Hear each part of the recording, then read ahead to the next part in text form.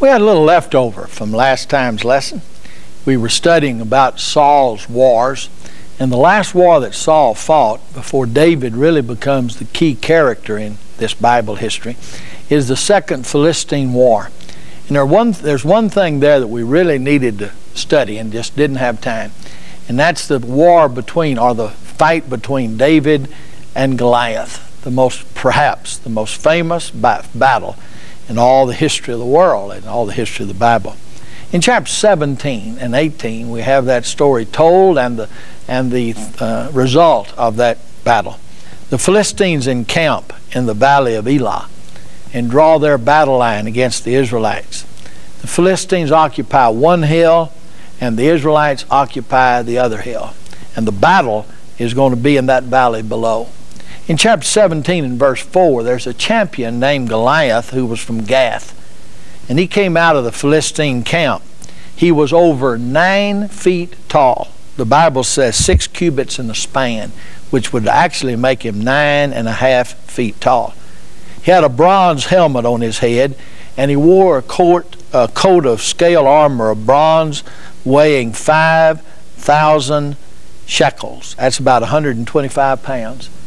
And on his legs he wore bronze greaves, and a bronze javelin was slung on his neck. His spear shaft was like a weaver's rod, and its iron point weighed 600 shekels. That's 15 pounds. And his shield bearer went ahead of him. This is one big man. Over 9 feet tall, his armor over 125 pounds, and the head of his spear weighing over 15 pounds. He stood in the valley and he shouted to the ranks of Israel, "Am I not a Philistine? Or are you not the servants of Saul? Choose one man and let him come down here and fight. If he kills me, then we'll become your subjects. But if I kill him, then you'll become our subjects and serve us." Then the Philistines said, "Philistine, single man, this day I defy the ranks of Israel. Give me a man and let us fight together." Had Saul still had the Spirit of God, his 6 foot plus would have been more than enough to take care of this 9 foot plus. But on hearing the Philistines' words, Saul and all the Israelites were dismayed and terrified. Now David, that's interesting, isn't it? Here's this huge army, terrified. Now we're going to talk about a shepherd lad. Now David was the son of an Ephrathite named Jesse, who was from Bethlehem in Judea. Jesse had 8 sons, and in Saul's time he was old and well advanced in years. Jesse's 3 oldest sons had followed Saul to war. The firstborn was Eliab, the second Abinadab, and the third Shammah. David was the youngest. The 3 oldest followed Saul, but David went back and forth from Saul to tend his father's sheep at Bethlehem. He plays the harp to soothe Saul's evil spirit, and he tends his father's sheep. For 40 days, this Philistine came forward every morning and evening and took his stand. Now Jesse said to David, "Take this ephah of roasted grain and this 10 loaves of bread to your brothers and hurry to their camp. Take along 10 cheeses for the commander. See how your brothers are doing and see how the war is going against the Philistines." Early in the morning, David left and he got to the camp, and on reaching the camp, the Philistines were drawing up their lines. Israel and the Philistines were drawing up their lines facing each other. David left his things with the keeper of the supplies, ran to meet his brothers. As he was talking with them, Goliath, this 9'6" giant, the Philistine champion from Gath, stepped out of the lines and shouted his usual defiance, and David heard it. When Israel saw the man, they all ran from him in great fear. Look at verse 25 of chapter 17. Now the Israelites had been saying, "Do you see how this man is coming out? He comes out to defy Israel. The king will give great wealth to the man who kills him. He will also give him his daughter to marriage and will exempt his family from taxes in Israel." That's quite some gift. He'll give him great wealth, he'll give him his daughter, and he doesn't have to pay any more taxes. David said, "What will be done to the man who kills these Philistines and removes this disgrace from Israel?" Why are we worried about this guy? Who is this uncircumcised Philistine that he should defy the armies of the living God? I don't care if he's 9'6" tall. I don't care if he has 125 pounds of armor. I don't care if he has a spear, the head of which weighs 15 pounds. I don't care about that. This guy's uncircumcised. He can't stand before the people of God. They repeated and said, this is the great thing that's going to happen. Eliab, the eldest brother, hears David saying this, and so he says, I know how conceited you are. I know how wicked your heart is. You come down here only to watch the battle. Now what have I done? David says, can't I even speak? The elder brother is either jealous or mad. David goes to Saul in verse 32. Let no one lose heart on account of this Philistine. Your servant will go and fight him. Here's a ruddy little kid, a shepherd, talking to this over 6 foot tall giant of an Israelite and saying, don't you worry, I'll take care of him. David said, and he said, you're only a boy. And this Philistine is 9 foot 6 inches tall, and he's been a warrior from since he was a boy. How you going to go fight him? David said, well, I was keeping the sheep, and a lion came, or a bear, carried off the sheep. I went after it, struck it down, rescued the sheep. Said, I've killed the lion, I've killed the bear. This uncircumcised Philistine be like one of them, because he's defied the armies of the living God. The Lord who delivered me from the paw of the lion and the paw of the bear will deliver me from the hand of the Philistine. Saul is desperate. So Saul said to David, go, and the Lord be with you. Then Saul dressed David in his own armor and a bronze helmet on his head. He fastened the sword over the tunic and tried walking around because he was not used to them. The Hebrew text says he tried to go and could not. The armor, he walks around inside the armor. He said, I can't go with these. I'm not used to these. So he took them off, put a staff in his hand, chose 5 smooth stones from the stream, put them in the pouch of his shepherd's bag with his sling in his hand, approached the Philistine. Only one giant. Why 5 stones? Let me give you a challenge. Study and find out that this giant had either 4 brothers or 4 sons, depending on how you read it. And David took 1 stone for the giant and a stone apiece for his 4 brothers, or for his 4 sons. He goes out to meet the Philistine. The Philistine mocks him. Said, what's this kid coming out here? Come over here and I'll give the birds your flesh to eat. David says, you come against me with sword and javelin, but I come against you in the name of the God, the Lord Almighty, the God of Israel, whom you defied. This day the Lord will deliver me over to you. Deliver you over to me. I'll strike you down, cut off your head. I'll give the carcasses of the Philistine army to the birds of the air. Not my body, the carcass of the army. All these gathered here will know that it's not by sword or by spear that the Lord saves, but the battle is the Lord's, and he will give all of you into our hands. I wish we would really live by verse 47. That it's not by sword, it's not by spear, it's not by our power, it's by the power of God. The Philistine ran toward David, David ran toward the Philistine. He took a stone out of his pouch, put it in the sling, slung the sling over his head, threw the stone. The stone struck the Philistine in the forehead, and he fell face down. And David ran over, took the Philistine's own sword, drew it from the scabbard, and killed him. He cut off his head with a sword. This ruddy kid has killed this giant of a man. Why? He went with the Lord, and the Lord went with him. When the Philistines saw their hero was dead, they were turned into panic, and they turned and ran. And the Israelite army chased them and destroyed the Philistines that day. Saul says to David, who are you? Whose son are you, young man? He says, I'm the son of your servant Jesse of Bethlehem. After David had finished talking with Saul, Jonathan, Saul's son, became one with David and loved him as himself. They make a covenant together, which means that all of Jonathan's enemies becomes David's enemies. All their friends become mutually their friends. Their money becomes mutually their money. And they will take care of their family after they are dead. He gives David his tunic, his sword, his bow, and his belt in sign of that covenant. Whatever David went to do, God went with him. David did it so successfully that Saul gave him a high rank. It pleased all of the men and Saul's officers as well. But then they began to sing again the song, Saul has slain his thousands, and David his 10,000s. Verse 7. So verse 8, Saul became very angry, and this refrain galled him. From that time forward, Saul kept a jealous eye on David. Verse 10 is the turning point in Saul's life. The next day an evil spirit from God came forcibly upon Saul. And he tried to kill David twice. And tried to nail him to the wall with his spear. But David eluded him twice. Saul became a spear thrower, and David became a spear dodger. It's better to be a spear dodger than it is a spear thrower. Saul was afraid of David. Didn't give him Michal to be wife as he'd promised. Jonathan, however, continued to be David's protector and pled with Saul not to kill David. And so Saul tried to even kill Jonathan. Tragic hour. Tragic hour. This humble giant has become a proud peacock of a man. So from that time forward, Saul tried to kill David.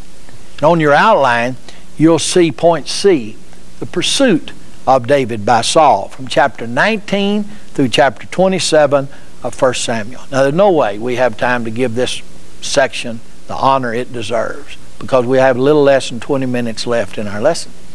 But what we are going to do is we're going to look at these 16 stations and at least talk about what happens at each place. We will not do the reading here in our lesson. You will need to read the assigned material and see that it talks about much more than we're going to have time to talk about. David shows himself to be not only king quality, but merciful in all of his treatment of Saul, who's trying to kill him. The first station is Gibeah, the hometown, the home city of Saul. In chapter 19, verses 1 to 17, Saul continues to try to kill David. He makes an oath that as the Lord lives, David will be put to death. He swore. I can't swear to God that kind of an oath.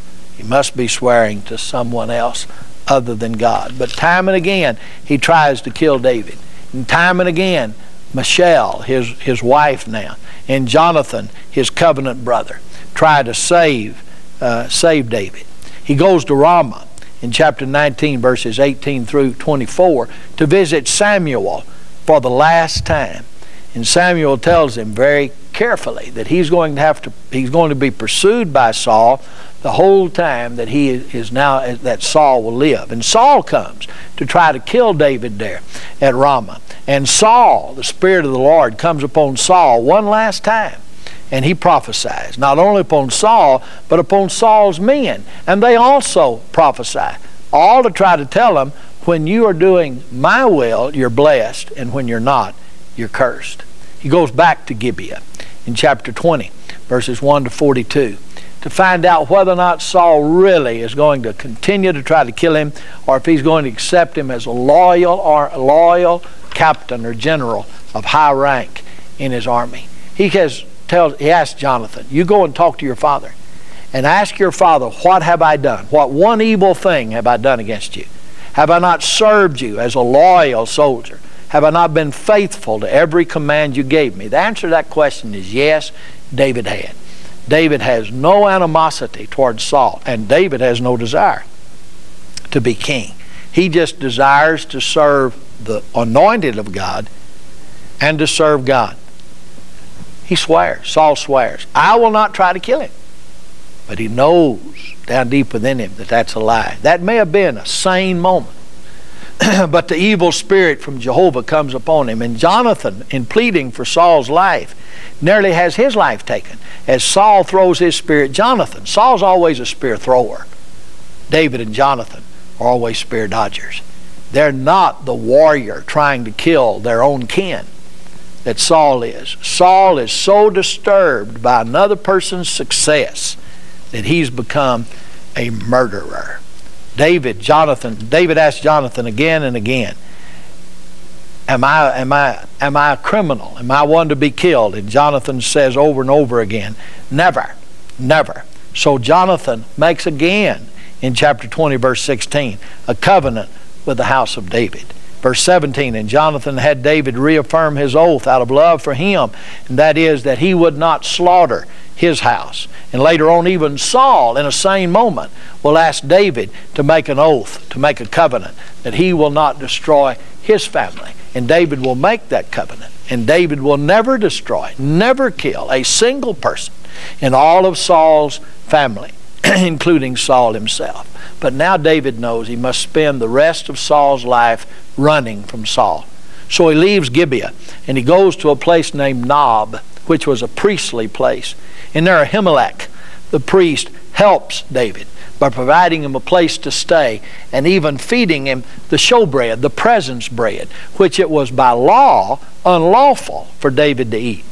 But the law must man must take precedent over the law.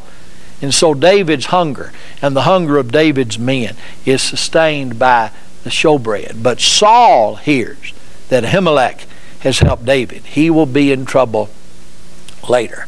He comes to Nob, Saul does, chasing David. So Saul, not wanting Ahimelech's family destroyed, flees Nob and comes to Gath in chapter 21, verses 10 to 16.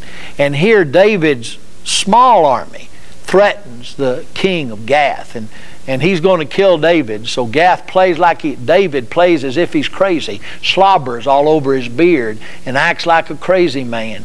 And I love the statement of the king of Gath. He says, "Don't I have enough crazy men in my court already? Why have you brought me this guy? I don't like for crazy men in my court." And he let David go. David's a smart fellow. He recognizes the fact that his life is in danger from this Philistine. And so he feigns madness. He flees to the cave of Adullam. And I love this story. In chapter 22, just 2 verses, verse 1 and 2. He flees to the king of Adullam. And there everybody that is in distress, or depressed, or in debt, that's the 3 Ds, come to David. Desperate men join this desperate man in this cave. And from then on, David will have 400 men that can take anybody, anywhere, in any battle. Men reduced to holy desperation have to trust God. And that's what David and these 400 men will do from now on. Sometimes there'll be 600, but a lot of times 200 of them will be left behind somewhere. These 400 are David's crack troops, and they're led by 38 mighty men. But we'll study that later when we study David himself. But he gathers his army there. He flees Adullam and goes to Mizpah, where he leaves his family in safe keeping. He can trust, he knows. That's where Saul had been anointed. That's a priestly place. That's an honorable place. He leaves his family in safe keeping at Mizpah and flees again to the forest of Hereth, where Saul slays Ahimelech, where he hears that Saul has slain the priest Ahimelech of Nob. He flees to Keilah in chapter 23, verses 1 through 12, and David saves this entire city. But when Saul comes, the city is threatened by Saul's large army, so David leaves there again. He doesn't want anybody harmed because of Saul's hatred for him. And he flees to Ziph, where he and Jonathan talk to one another for the last time. Jonathan says, I'll go to my father, and if things are all right, I'll come out and shoot arrows and tell my young man that the arrows are to the right. But if I tell him they're beyond him, that means that my father really wants to kill you. So he tells him they're beyond him. He finds them. He sends them home. And he and Jonathan make one last covenant together, and that is that Jonathan will not pursue David for wrong, and David will not pursue Jonathan or his family for wrong. He flees Ziph in chapter 23 and goes to Maon, where David barely escapes Saul. Saul had him in his hand, and the people of Maon went out and fought Saul for just a moment and let David flee. In En-Gedi, in the cave in En-Gedi, Saul goes in to relieve himself, and David goes off and cuts off the bit of his garment without Saul even knowing it. Abishai and everybody else is saying, "Kill that guy." But David says, "I will not put my hand against the Lord's anointed." So he went out and he said, "Whose garment is this?" And Saul had to say, "It's his." And he says, "Have I done you wrong?" And Saul said, "No." He said, "Swear to me you'll not seek me anymore." Saul says, "I swear." He says, "Swear." And then Saul asked David, "Swear to me you'll not destroy my family." And David swore. One man will keep his oath, the other man will not. David will keep his oath and never pursue Saul's family. Saul will not keep his and continue to pursue David. But for a while, David has peace. And David goes to Carmel. That's that hump in the sea out in the middle of the Mediterranean. And David marries Abigail, making the third wife we know of. And Samuel, he hears of Samuel's death. He flees there and goes to Ziph for a second time, where David spares Saul again. And the same thing. Saul admits he's wrong and swears he'll not pursue David anymore. David says he'll not hurt any of Saul's family. One man keeps his oath, the other man does not. flees from there to the city of Gath. We've been to that city many times, haven't we? It's the chief Philistine city. And there David asked for refuge. And he's given refuge. And David joins himself to the Philistine. And when the Philistine goes out to war, David goes out to war with the Philistine. And David defeats Gath's enemies until finally Gath has no more enemy but Saul. Now when they get ready to fight Saul, David is going to be asked not to go. But David is given refuge. David lives among the Philistines. David wars for the Philistines against Gath's enemies, and David becomes one of the chief men of the city of Gath, to the point that the king of Gath gives David his own city, the city called Ziklag. He is given that city where he will live and his people will live until finally Saul is dead and they become king, or he becomes king in Hebron. He helps the Philistines again and again and again until finally they go to war against Saul, and David is sent home. David said, why am I being sent home? Have I not always been loyal to the men of Gath? He said, yes, you have. But now we fight against your own people. And we don't trust you when you fight against your own people. David would have made a mistake going to war because he's made what? A covenant. That he will not fight Saul, or he will not fight Saul's family. So God used the good sense of the men of Gath to preserve David from the sin that he would have committed. In chapter 28 of 1 Samuel, you have perhaps the most perplexing thing in all of Saul's life. Saul cannot go and talk to Samuel personally about what he should be doing because Samuel is dead. He cannot find a righteous prophet in all of his land to ask the will of God. He is inquiring of God, but God does not answer. So finally, one of his men comes to him and says, there's a witch, a woman who has a familiar spirit over here in the city of Endor. We can go inquire of her. So Saul goes in disguise. The woman does not know it's Saul. And he says, I want you to inquire of your evil spirits from me. And she said, Saul has said anybody that does is going to be killed, so I'm not going to do it. He says, I will stand good for you before Saul. You will have no problem with Saul. And so she begins her magic. And all of a sudden, Samuel appears. And the text says she was frightened. She was surprised. She did not expect anything to happen when she did this because she's practiced this evil deed for years and nothing's happened. But now Samuel is there. And Samuel speaks to Saul. This is one last word of God to Saul. And he tells Saul very plainly that because, this is in verse 18 of chapter 28, because you did not obey the Lord or carry out his fierce wrath against the Amalekites, you didn't kill all of them, the Lord has done this to you today. The Lord will hand over both Israel and you to the Philistines, and tomorrow you and your sons will be with me, that is dead.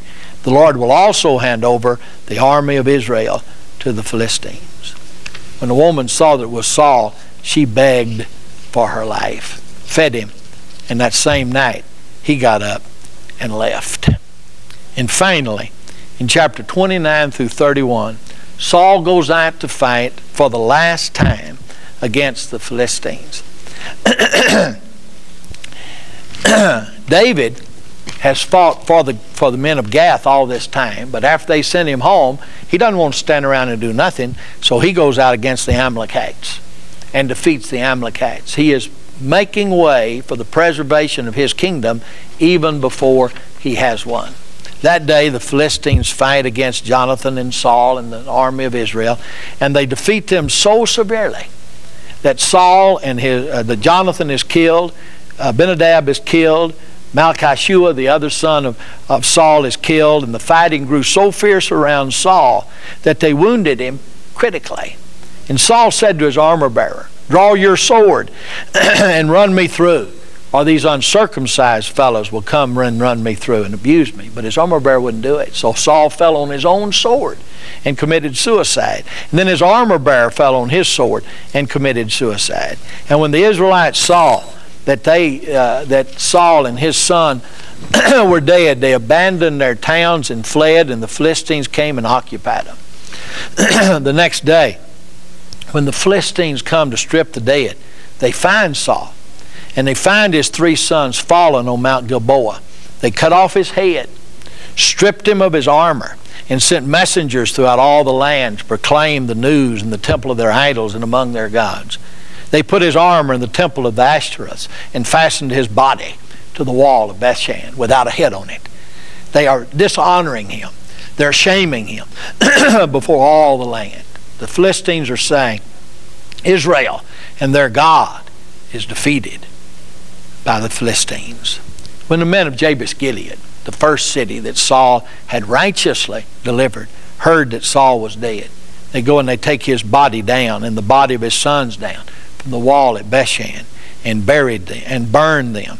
They took their bones and buried them under the tabernacle tree of Jabesh, and they fasted 7 days. Saul, the king of Israel, is dead. What do you think about Saul? I think that here's an example of a man who started a righteous, effective servant of God, but took the credit that belonged to God to himself and died a suicide and died shamed and died ridiculed. You and I need to be very, very careful. When God uses us in mighty ways, and He will if we love Him and are faithful, that we constantly give Him the credit and take no credit for ourselves. We will begin the study of David's kingship next time.